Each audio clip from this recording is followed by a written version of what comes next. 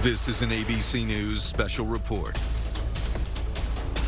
Good afternoon. I'm Diane Macedo. We're coming on the air because ABC News has learned special counsel Jack Smith is officially moving to drop the January 6th election interference case against President-elect Trump. He's also expected to move to dismiss the classified documents case against Trump, possibly as early as today.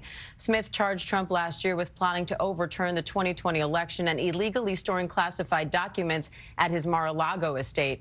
But the Department of Justice had signaled it will not prosecute a sitting president, and Jack Smith has said he plans to step down as special counsel before Trump takes office. During the campaign, Trump also said he would fire Smith and his entire team upon returning to the White House. Let's get right to ABC senior reporter Catherine Falders. Catherine, what's the latest?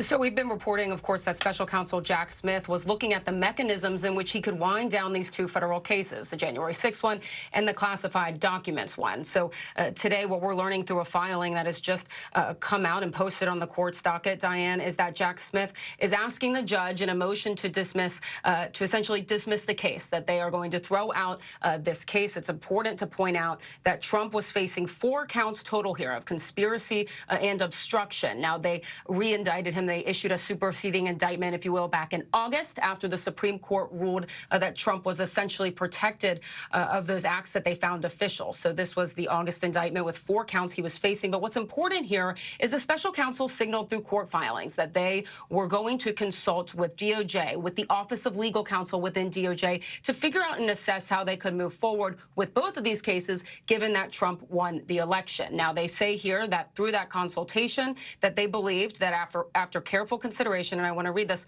the department determined, DOJ determined, that prior opinions concerning the Constitution's prohibition on federal indictment and prosecution of a sitting president apply to this situation, given that Trump is president-elect. They said that the department believed that this case must be dismissed prior to the inauguration. Now, it's important to point out here that the special counsel is not saying that they don't believe that Trump committed these alleged offenses. In fact, they go out of their way to state that in this 6-page filing. They say, the special counsel does, that prohibition, so the prohibition not to charge a sitting president or a president-elect, that prohibition is categorical and does not turn on the gravity of the crimes charged, the strength of the government's proof, or the merits of the prosecution, which the government stands fully behind. But the reality of this is they're asking the judge in this motion to dismiss to toss out the case. They're saying that they still believe the gravity of these charges. The question is, in terms of what's next, what do we see from the special counsel? We know that under special counsel regulations, the special counsel issues a report when their case is closed. So how soon can we see that report? Is it drafted? It has to go through a classification review. That could take weeks. So are they up against the clock here, and do they release something publicly in report form before the inauguration? And let's bring in Chief Justice Correspondent Pierre Thomas, because, Pierre, DOJ guidelines mandate that you can't prosecute a sitting president. But could they bring this case back after Trump leaves office? Well, the statute of limitations will run out in connection with this case, and it's extremely unlikely that that will happen. But, Diane, I think we should put this in perspective. These were 2 or perhaps the most important cases in DOJ history. They prosecuted a candidate, a former president that they knew was likely going to be the Republican nominee. He was such. Former President Trump bet on himself and that he would win the election. And in doing so, the fact that the DOJ guidelines expressly state you cannot prosecute a sitting president meant that this case was effectively going to end. Today we're getting the specifics as to how. The case now will now be quietly winding down. We'll have to wait and see in terms of when will the special counsel office officially shut down, because here's the thing. The January 6th case has been concluded based on this, if the judge accepts it. We expect later today he will move to remove President Trump from the classified documents case, which is being appealed after it had been dismissed by a federal judge in Florida. So there would be some work that would continue. So the question is, who in the special counsel's office would continue to do that work? Would they simply shut down and allow DOJ to move forward with the appeal? But again, for all intents and purposes, 2 of the most consequential cases in the history of the Justice Department are being wrapped up. And I want to go to ABC's Chief Washington correspondent, Jonathan Karl, because, John, the move to drop these cases isn't unexpected, but it is still significant, especially given the amount of work that went into these indictments.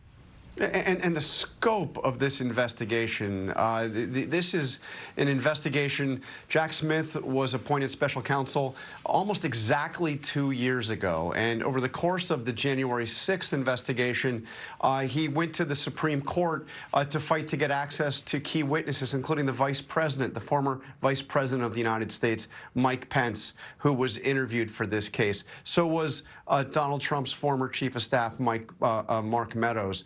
So were top aides on his campaign and in his White House.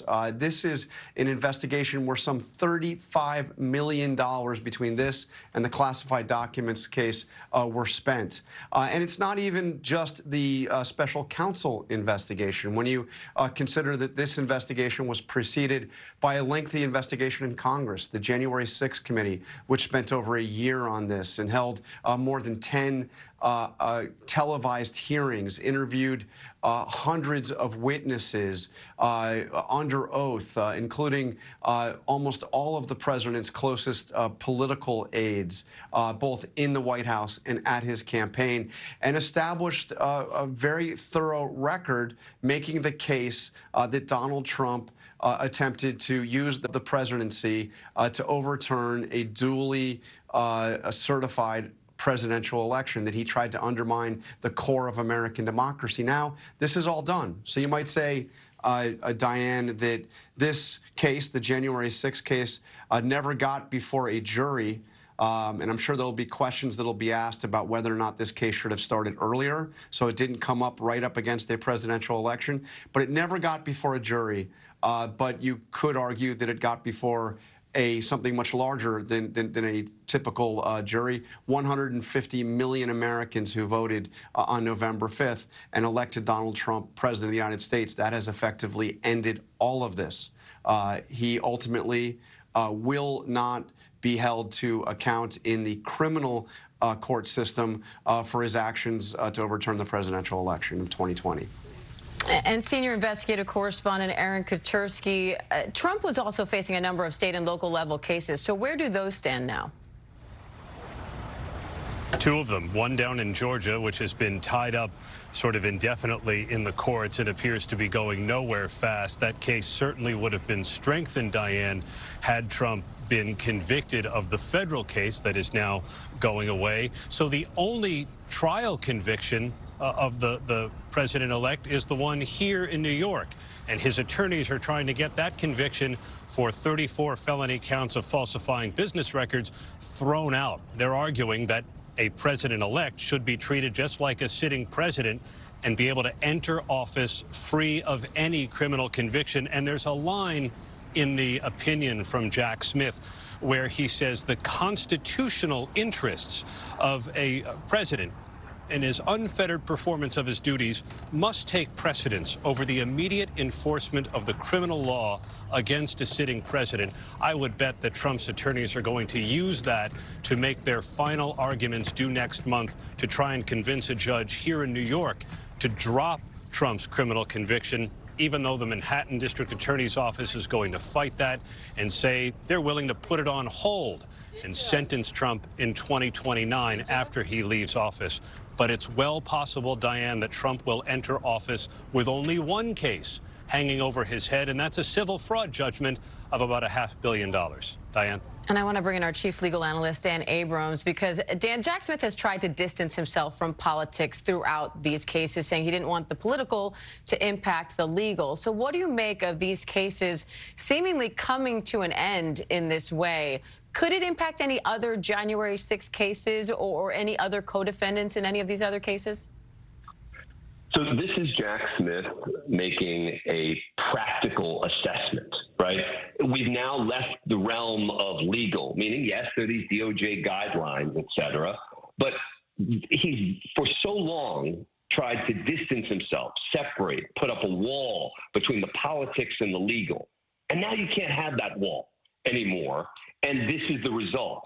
But, you know, there's another important point which Jonathan touched on, which is about the timing here. The Trump team as a legal matter has had an enormous success in delaying these cases, meaning that there were a lot of times when, if they hadn't succeeded, these cases could have moved forward. These cases could have been tried. They potentially could have been resolved.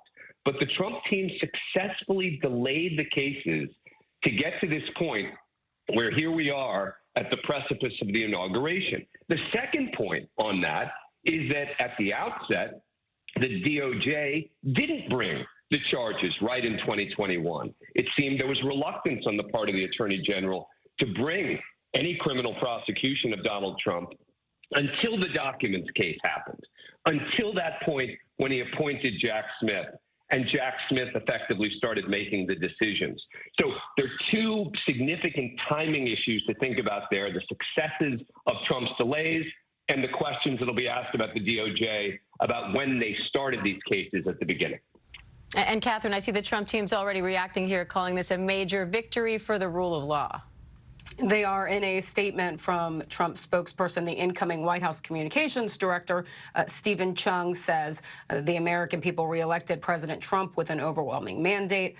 Chung says today's decision by DOJ ends the unconstitutional federal cases against President Trump and is a major victory for the rule of law. That is a statement coming in from Trump's incoming communications director, Stephen Chung. I do think it's worth pointing out, though, as we've been discussing, that Jack Smith and DOJ are not saying that they believe that Trump, essentially that they don't believe the charges here, that they don't believe those four conspiracy and obstruction counts, and that they're not saying they don't have that evidence. They're saying that because of their assessment internally, and only because Trump is the president-elect and won the election, that is the reasoning for this. They stand by the information, evidence, and their charges, of course, in this indictment and in the classified documents one. I think that this is not the last we'll hear from the Trump people about it, or President-elect Trump himself, and also particularly from now until the inauguration. Do we see a report? Could we see more evidence come to light that we haven't previously seen? All of those things are still on the table. They sure are. All right, Catherine, Dan, John, Pierre, Aaron, thank you all. And our coverage continues on ABC News Live and abcnews.com. And David will have the latest on World News Tonight. I'm Diane Macedo in New York. Have a great day. This has been a special report from ABC News.